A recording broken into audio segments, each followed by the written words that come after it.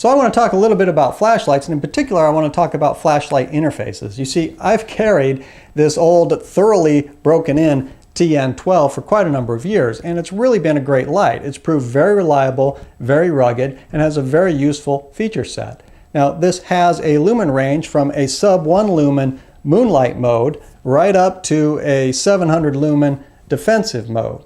The problem is that when we need a lot of light in a defensive situation, we need a bunch of light, and we need it right now. So really we should carry this in our 700 lumen mode. However, I do a lot of night flying and also like to go out in the field at night, and in either situation I want to preserve my night vision. So we should store it in the sub-lumen moonlight mode. But of course we can't do both.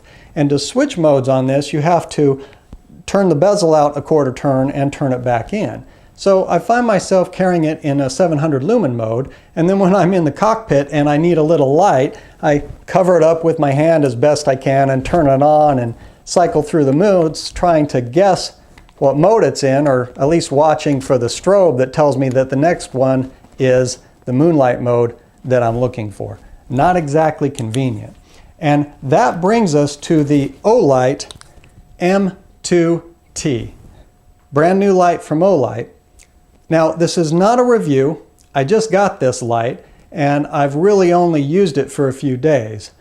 But I really think they got the interface right. So what we really have here is two lights in one, a defensive light and an administrative utility light, and they've separated the functions. It has 4 utility modes: low, medium, high, and moonlight, and those are all accessible through the front button. So to turn it on, we simply press the button, and another press will turn it back off.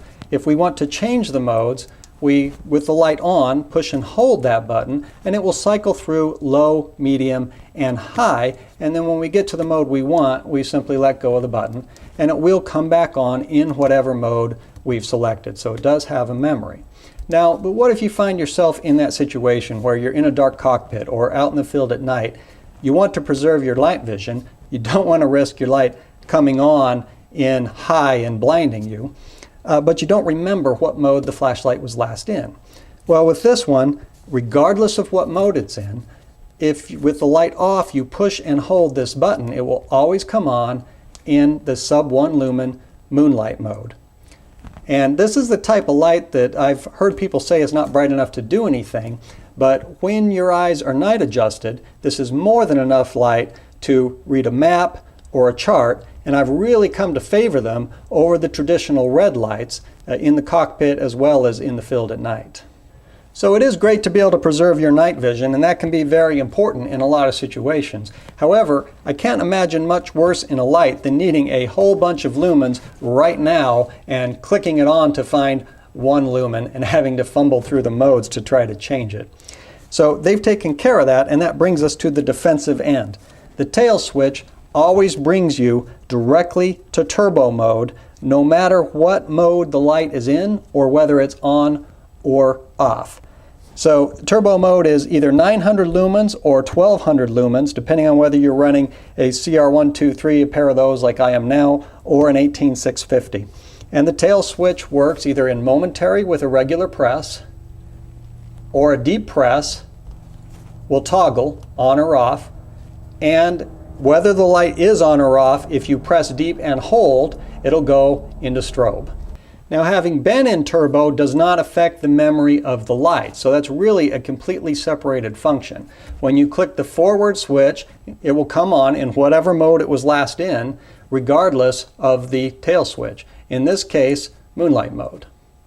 So the end result is that with the M2T, turbo mode is always instantly available with the click of the tail cap. And the tail cap always functions the same no matter what mode the light was in, whether it's on or off. So it's kind of idiot-proof, which is a good thing for me. There's nothing to remember. But at the same time, we can always bring the light in moonlight mode and preserve our night vision. It's kind of the best of both worlds. Now, this is a very new light, and only time will tell if it's going to be as rugged, as dependable, and as reliable as, say, this beat-up old TN12. But I'm looking forward to finding out.